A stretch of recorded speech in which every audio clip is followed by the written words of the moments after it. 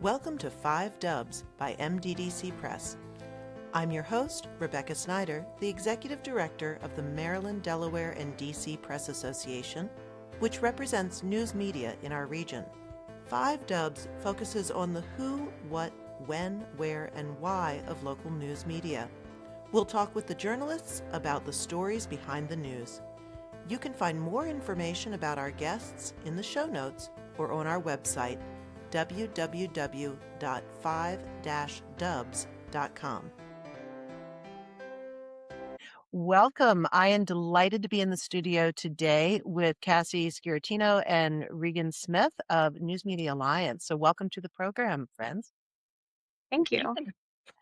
Cassie is the Director of Legal for News Media Alliance, and Regan is the Senior Vice President and General Counsel. So I'm really excited that you're here today because we wanted to talk about how AI is reshaping the news media industry and what News Media Alliance is doing to help publishers contend with some of those, at times, what feels an overwhelming um, tide that's ripping away content out of publishers' control and sort of using it to train large language models that are not benefiting news media.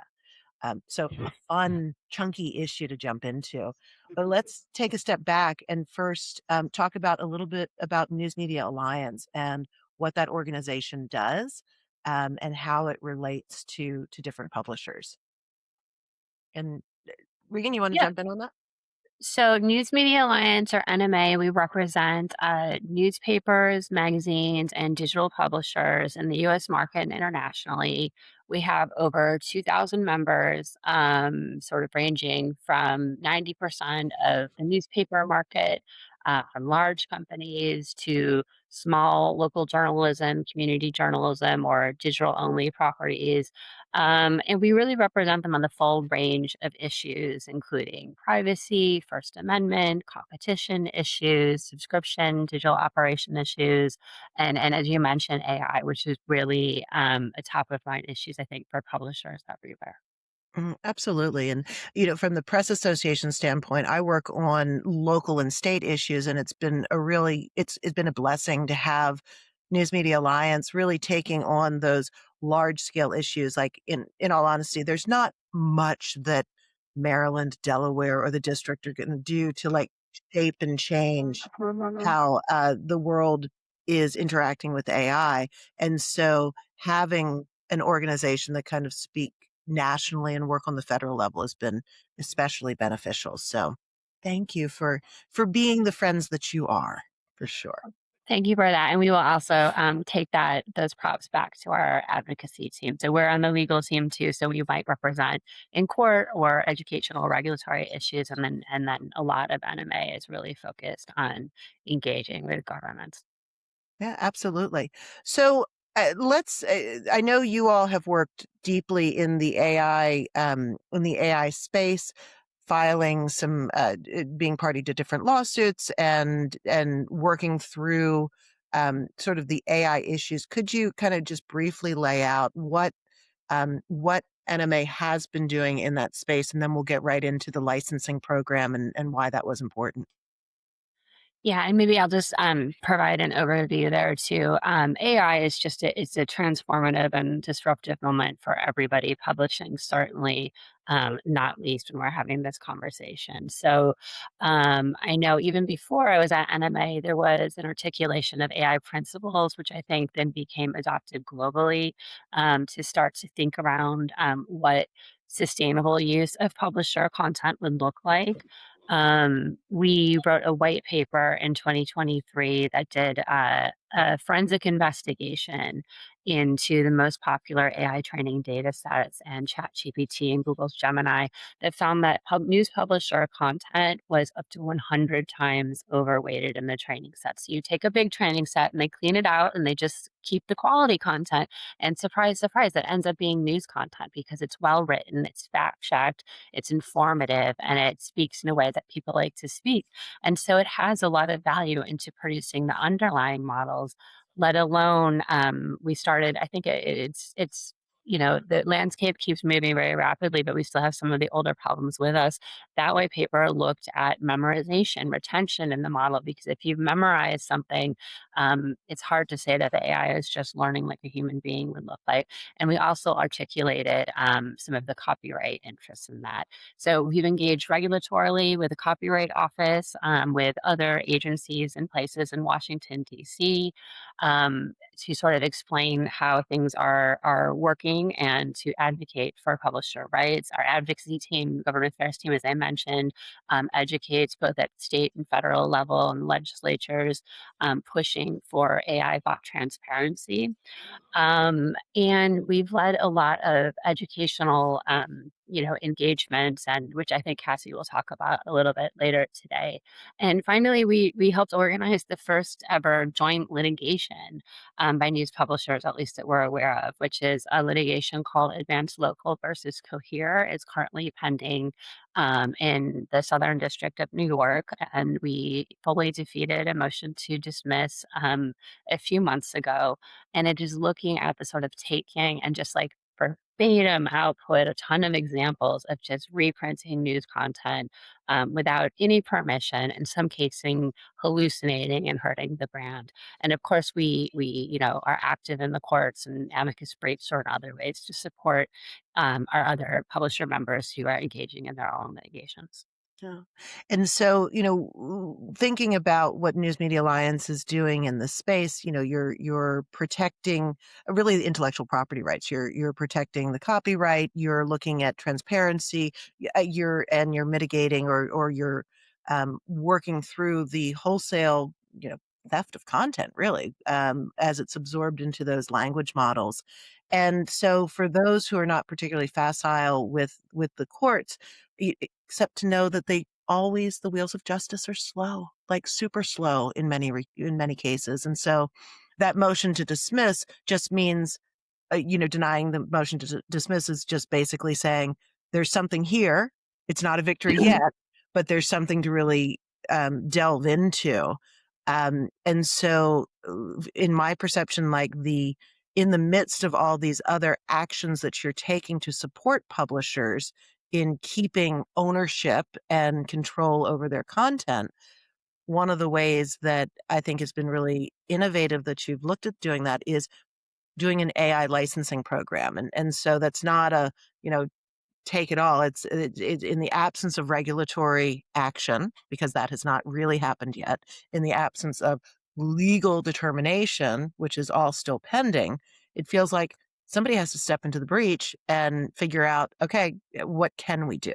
And so that's sort of where I'm thinking your AI licensing germ of an idea came from. But tell us how this program started and what it's doing in that context.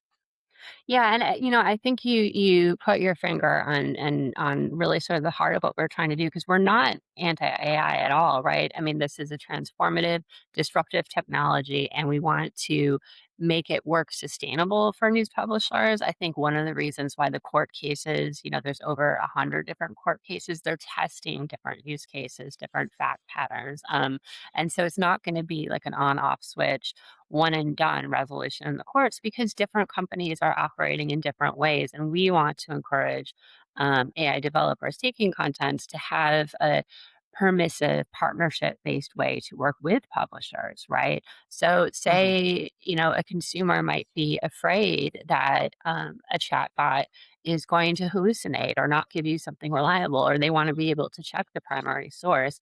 That a partnership can help a developer build that more easily and engage more constructively and build that trust that I think a lot of journalism providers offer trust through their mastheads, because they stand for quality and they stand for editorial processes on this. So, while we don't want to support those who have sort of seen this as like a rush and move fast and break things moment without regard to the laws. We have a lot of existing laws, and we think that the marketplace is going to provide many of the solutions that get us to sustainable and good. So since we know press content is so valuable, we know archives, frontline content, so that today's AI model has not been trained on tomorrow's news or even yesterday's news, there's a whole opportunity to start to work together as search engines turn into answer engines. You know, that changes some of the calculus Mhm. under intellectual property rights, whether you're driving the reader to the original source and providing sort of a lookup tool, or whether you're doing something that feels more like syndication or summaries or abridgment. We have a whole, existing, toolbox for that. And we think our licensing program fits right into that toolbox. So, um, I think it's not really a surprise that press publishers were some of the first to embrace AI licensing. The Mhm. Associated Press announced their deal with OpenAI in, I think, July 2023. Really one of the first deals. And in the AI world, that is, kind of a long time ago, right? We're already in 2026. Since then, there's been over 100 deals that have been publicly reported, and surely more that were not publicly reported. And when we looked at this, knowing the plurality and diversity of news and magazine and digital publishers, and the public benefit that we get as readers and having a lot of different choices, we wanted to sustain and support that diversity. It became obvious this would become very important to scale. Now we see even up to the president himself speaking about that. And we wanted to show that the scaling is possible for licensees and licensors. So, coming from a licensing background, it is advantageous to reduce transaction costs. It's sort of Mhm. pro-competitive to connect buyers and sellers together and do it in an efficient way. And sort of looking through, we also wanted to minimize some of the friction and administrative costs that can come sometimes if you don't set up your licensing system effectively. So we did a lot of discussion and analysis, and looked at options that were working in other like mass digital licensing and set up our AI licensing program. Well, and to me, it makes so much sense because, rather than have every publisher sort of stand on their own and try and work a licensing agreement there, if you have kind of a master agreement that, you know, News Media Alliance, who's really deep on these issues, is saying, "Yep, this is a license that's appropriate. You can use this." It's sort of like the Creative Commons license for AI licensing in some ways. It's a master agreement that people understand, and you can always um, adjust. But this gives people, a pretty complete starting point that they could just take as is. And so, is that how? When you created that licensing program, how did that impact the licensing market? Because you had said earlier that there are hundreds of, publishers doing this. There's lots and lots of AI companies that are trying to capture this. How is that received? Was that a breath of fresh air for everyone, or did you have some challenges in getting it to be adopted? I think it was received pretty well. So we are offering a voluntary opt-in license for people to participate in. Everything is non-exclusive. People are still free to make their own deals. And I would say one thing that is different, and Cassie can sort of dive into some of the specifics on what we have done, is we're not necessarily saying like this is the AI license because it depends, right? What does the person want to do with that? If they want to use news content to create a summary and they want to link out and it's going to drive traffic, that might be a little different than if you're doing something that feels a little more cannibalistic. You might want to Mhm. pay more for that. And so we kind of looked at benchmarks and have been tailoring agreements to the specific actor. Now, in time, standards might start to develop, but I think that is a good way to approach this sort of emerging time. And so, it's really providing a way to reach a lot of publishers at once while preserving. Some people may have different types of content; they might want to do, a different type of deal. But we looked at for example, how independent music or independent music publishing is licensed in the streaming age. And we sort of said, well, that works pretty well there, where, a lot of companies may want to come together because it just is better than having everyone try to negotiate Mhm. individually. They can use this option if they want to. And I think our efforts have been well received.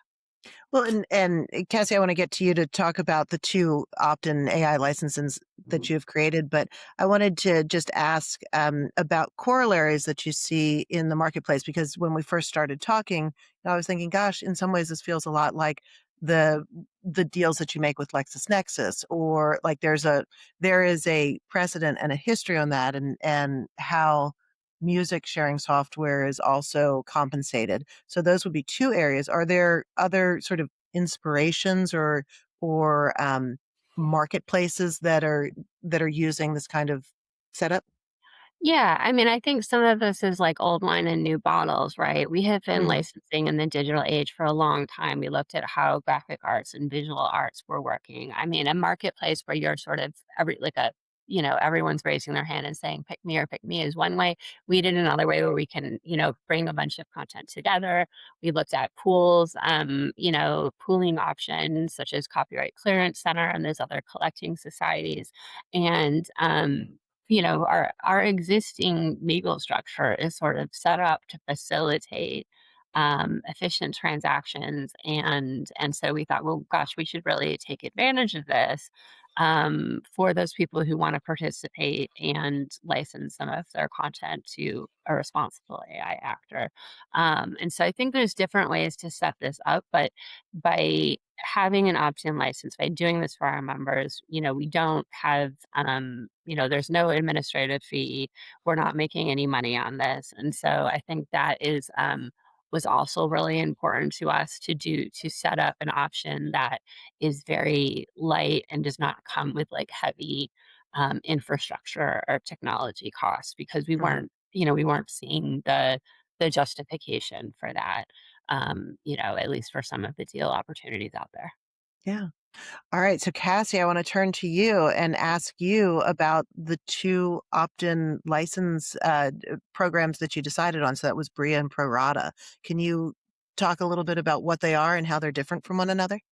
Yeah, absolutely. And again, to what Reagan was saying before, there are a bunch of different rights that can be licensed and different uses that they can be licensed for. And so these two opt-in licenses that NMA is currently offering, because we're still going, we're going to have more too. So, but the two that we are currently making available are for what's called retrieval augmented generation use or RAG use, which really just means like calling on content in real time to enhance an answer that's Mhm, given in response to a user query. And so, our first license that's available is with Prorata AI.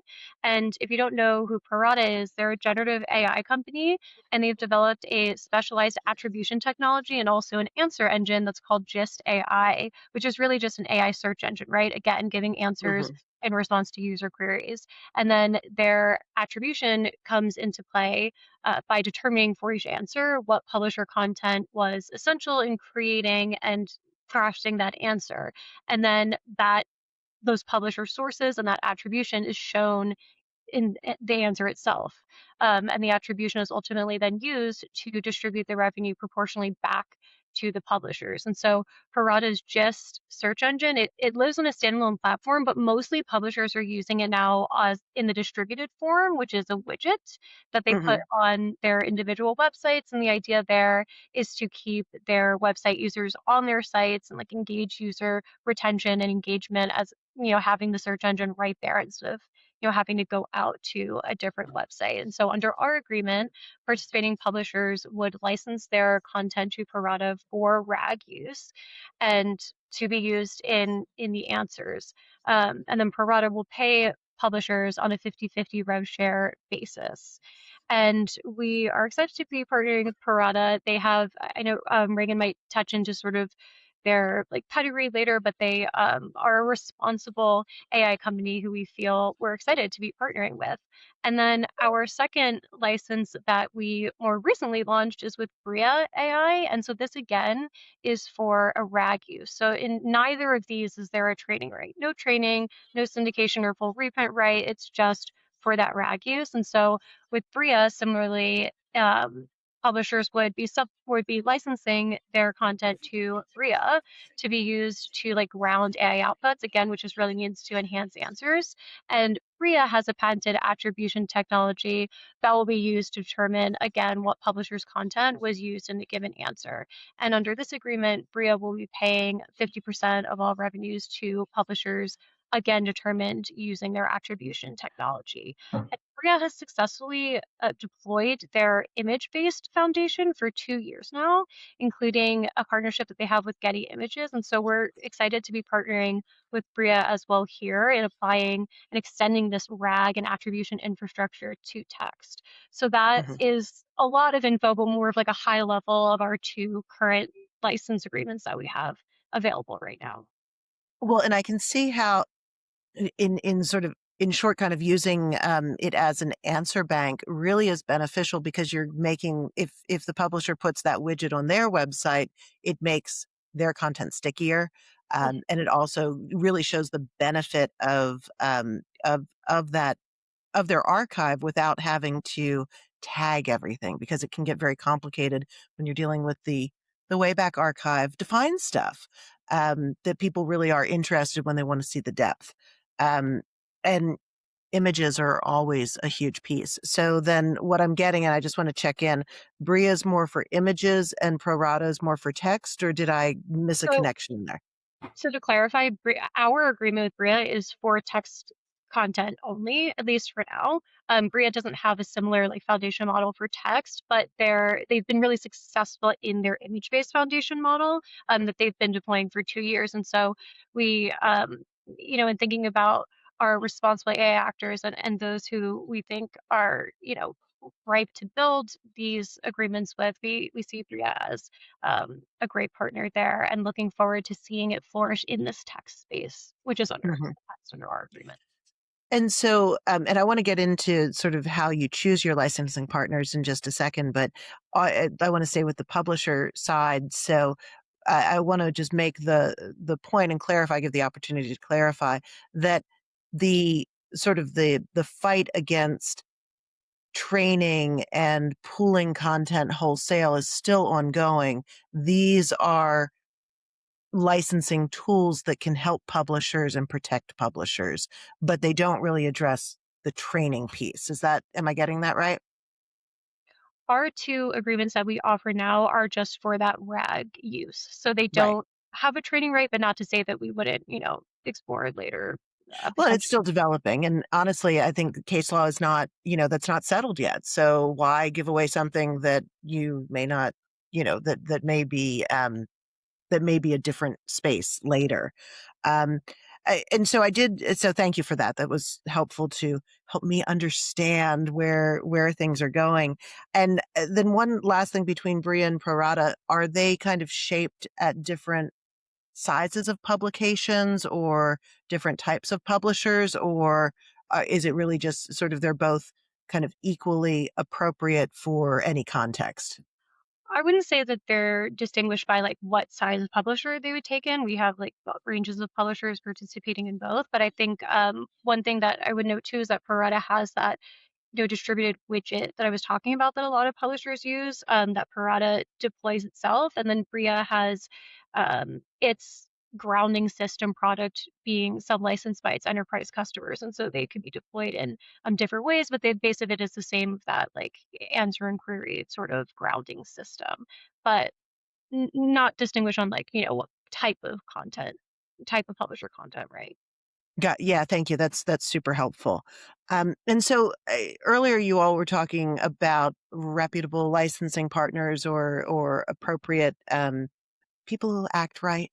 So I wanted to dive a little bit deeper into that because there are so many um, uh, uh, AI companies out there.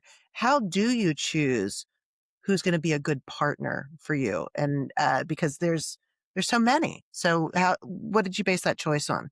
And Regan, did you want to take that? Yeah, I mean, look, we're certainly in dialogue, as Cassie mentioned, with a number of actors. We're open to variety. We want to build a sustainable market for news publishers. Bottom line, and so we are. I think we we are talking to a lot of different companies. And what we're looking for, I guess, in a deal is what I would say is one that is valuing publisher content in a sustainable and appropriate manner. We kind of know what benchmarks were before and can sort of look at what uses are now. Now, the fact that Pro Rata and Bria both have attribution engines, they both are committed in a way to paying out in usage based, Mhm. revenue share model. I think those were attractive aspects of that. Pro Rata was started by Bill Gross of Idea Lab, which he had a lot of connections and working with publishers, and there had a trust level with that. So that certainly helped. But we don't think there's a one size fits all solution, and we hope to advance the types of agreements we can get into in a way. And we understand this is, a quickly moving marketplace, and there's a lot of, Mhm. companies getting their arms around what rights they need to acquire and how to scale their partnerships. And we want to be part of that solution. Yeah. So it feels like this is a really dynamic space and that you have these 2 partners thus far, and they're useful for different purposes in some ways, but you're totally open and looking to increase that number because I guess in many respects, the more partnership opportunities you have or the more licensing options that you have, the more people could be covered, and then you have all these great options, basically. Yeah, that's exactly right. And both, Prorata and Bria are relatively small companies. I think it's sort of a misconception that licensing will hurt the AI companies or like only the largest can afford to pay because we started with two of the smaller companies, and that's part of how they're differentiating themselves. And I think that's really to their credit. Yeah, absolutely. And so, we talked now a little bit about the licensing, AI companies, but there's a huge diversity in your membership. You have large, small, everything in between. And so, it strikes me that for a small publisher, just having someone do the footwork with sharp legal minds is worth its weight in gold. But how else do you feel like, these content agreements are helping small publishers? Because, granted, there's many more small newsrooms out there in the world than there are large conglomerates, even if the revenues or numbers don't always line up in the same way.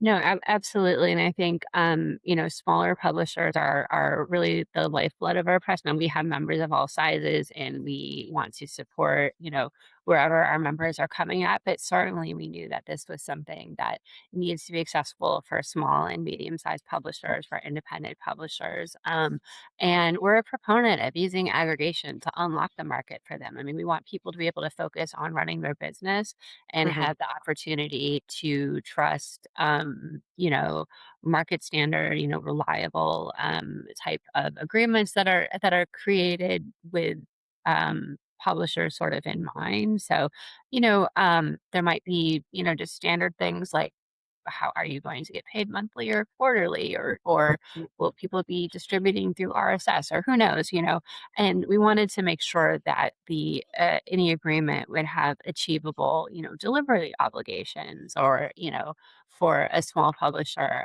specifically because we understand that that the benefit of reducing transaction costs and making that something that works for everybody in efficiency needs to keep sort of publishers at the heart of this. And again, we looked at other models that were out there and saw this working pretty successfully in the pre-generative AI context and thought, well, let's try to work on this here and make sure that the infrastructure is working. And that also, I think that taking no administrative fee was also important to us because a lot of the revenue for AI, it might start out and be relatively small, and we don't want someone to be giving away like a chunk to a representative or someone that is cutting in right at the beginning when you're trying to grow something more nascent that will hopefully over time become a reliable revenue stream.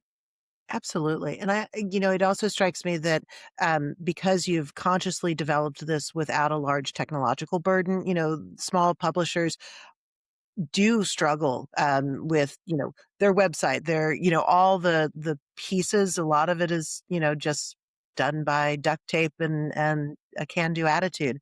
And so how does that do you find that when you're working with smaller publishers that that lack of technological facility is that a detriment? Like, how does that interplay with the licensing? Well, I think that might be a good segue too for us to let Cassie talk about how we are working with technical vendors. But I think on Yeah. licensing specifically, we want to make sure that we don't push in a solution that not everybody needs. So, like, I was talking to one startup the other day, and like I think they were trying to do the right thing, and they're saying, "I've got this way to," and they're building a whole sort of data normalization structure. And they said they would Mhm. help small publishers for this. And then they were going to talk to, for example, Amazon and license to Amazon. Well, Amazon is Amazon. They've Right. got their own way of structuring data. So someone is going to have to pay for that effort. Maybe that will make Amazon not want to overpay for that piece of it they didn't really need built out for them.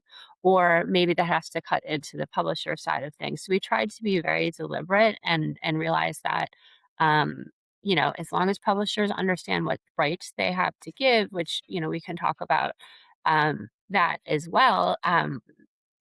All of these companies are digital businesses, and getting access to the content is not the difficulty that we're seeing on the AI side of things. Making it, bringing it under agreements, that's the trickier part. And that's more of a sort of business conversation. Mhm. Yeah, that makes sense. And so when your News Media Alliance is doing so many things, and I feel like is this partnering program, this is the first time you guys have ventured into this type of space, but you do so many other things. And so first, let's fact check me. Is this the first time that you've kind of entered into developing wholesale agreements across the board, or do you So do that I already? want to say that there was maybe a couple decades ago, sort of like a predecessor thing as far as syndications. I don't want to say ever, ever, but it definitely, I think in recent time, yes. And it just felt like the industry was on such transformation that I know our CEO wanted to really be helping lead in the solutioning of this. And so can you put this program and this kind of new innovation, you may have done it, you may have been forward thinking decades ago and done a similar thing, but how does this sit in context with the other things that News Media Alliance is doing? I mean, I think it makes a lot of sense, but it's a little bit of a stretch for what you customarily do. So put it in context with the other activities for me. Yeah, I mean, I will just say I don't think it's that much of a stretch to get into licensing. We did sort of think through and look when we mentioned how other licensing to come out. A lot of times it did come out of trade association work and other content sectors. I mean, the Motion Picture Licensing Corporation is an example of that. So we weren't trying to we were trying to see what would naturally make sense. Mhm. And obviously we're being very understand what lanes we can be in and what the rules of the road are. But it felt like there was a demand from our members, and we're here to represent our members on the. Well, that makes so much sense because you are deep in this space and you understand sort of all the how it permeates through so many different types of products and markets, and having a central spot to say, okay, we understand where this is coming from. Here are kind of recommended vendors or vendors that can help do specific topics really does feel very practical on a lot of different levels. So to me, it feels like you're working on not only the licensing piece but securing, the copyright and the sort of long-term things, the licensing and the helpful pieces, but then also on a very practical level, which many publishers are super interested in now, like how can they use AI to help their business? And so it's not, as I think we started off saying, there is AI contains multitudes, and it's not a totally evil thing. It's not a totally good thing. And there's always a mix, and people need to sift through it. So it sounds like, and that's very much in keeping with News Media Alliance in general in terms of the issue areas that you work in. At least it seems to me. Yeah, that makes sense. Um, is there any now the other? We started off when we summarized what NMA sort of does out in the world. AI is sort of one pocket of work that pocket of issue areas that you work on. How does AI kind of interact with your other issue areas? Do you wanna talk a little bit about that? Yeah, I mean, one thing I can say is we do a lot of regulatory engagement. So, for example, the Copyright Office asked how AI licensing was going and being able to articulate what the marketplace was doing, what the marketplace was capable of doing, why voluntary licensing might be really well suited when you have these new technologies. I think it's helpful to explain to policymakers because their job is not in private industry, and so really helping connect and advance the business interests. To regulators, I think helps us all, be better informed. And so one of the things we spoke about was how private deals can be structured in a way that they can always be restructured, right? That can allow both innovation and creativity, production of new content to evolve. And then I think the other piece we are looking at what's happening in the courts, and I think it's important from a copyright perspective to be able to show that a vibrant market is doable and it's possible. So, out of these 100 litigations that are just on copyright, they're all going to look at the question of fair use. And one of the fair use factors, factor four, is the effect on the market. Now, the Supreme Court Mm, has twice said this is the most important factor. And you can look at markets that are traditional, reasonable, or likely to be developed. I think in this case, AI is not just on the horizon; it's already here in terms of AI licensing. But being able to explain to a court why it was possible to license is really instrumental to the fair use analysis. And we saw in one of the earlier decisions, the Cadre versus Meta case, the court said, "Hey, I heard that Meta tried to license and didn't get a call back." Well, we don't want that to be a situation for press publishers. We genuinely want to find ways to structure good partnerships and to help anyone, have a variety of tools in their toolboxes to get to that point of partnership if that's what makes sense, on both sides, right? And so, partially, when we're doing this, we're also able to explain to the courts, hey, take a look at the marketplace that is emerging because we know that this overall market is something that you have to consider in your fair use determinations. mhm. Well, and it looks like that way you are demonstrating in a very clear way that, yes, you're willing to be a part of it. It's not just, that you want to help create solutions that work. Right, right.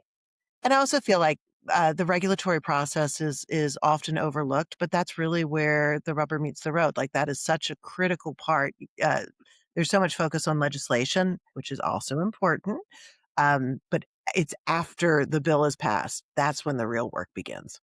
Yes, and I will say our people who engage deeply with legislatures, they are very focused on scraping transparency and accountability because, we can talk about licensing and all of this solutioning partially as publishers need to have control over, what bots and whatnot they let on their website and understand who's trying to get access. So that's a huge priority of focus for NMA. And I think the being able to have that transparency is going to be a key driver of the licensing markets as well.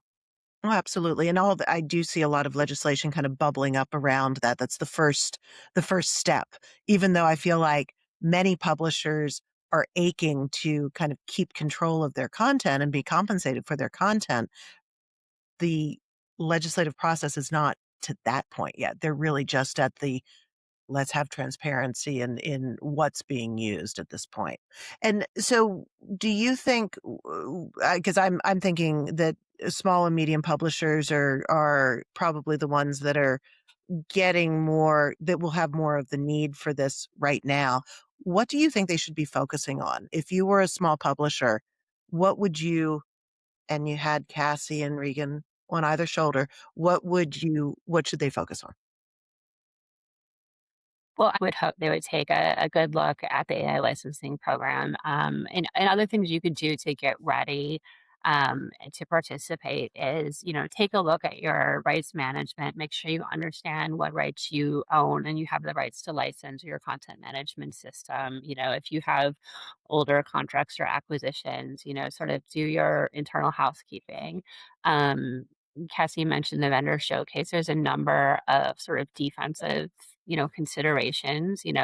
Many publishers have elected to block bot scraping that is not helpful to their business model. So that's something you can consider, in Mhm. identifying what content you have. And I think I'm always a proponent of register your copyrights. That's another thing we're very active on. We have set up a copyright registration webinars and tutorials for people, and that's a helpful way to show that your content has value, right? You have copyright protection whether or not you register, but that helps you enforce your rights in court. Staking that claim, understanding the agreements you already have in place, and then looking for new products and models that can help bolster what you're doing just as the prep stage, or even in conjunction with doing an AI licensing agreement. That sounds like all really good tips for the small publisher. And so as we wind up, I always like to ask what's next. You're doing so much in this space, and there's so much that's ongoing. What are your I mean, aside from saving news media publishers from the ravages of AI, what's your short and long term goals in this space? We hope people will grow and participate in these opportunities, and we hope to have many more. Like, we're optimists at heart, but we're keenly aware of the explosion on agentic AI and some of these resellers and others, and we always have one eye on what is happening in the courts. So we it's better when we can go in partnership, but we're also going to stay vigilant because we know we're not quite there yet with everyone.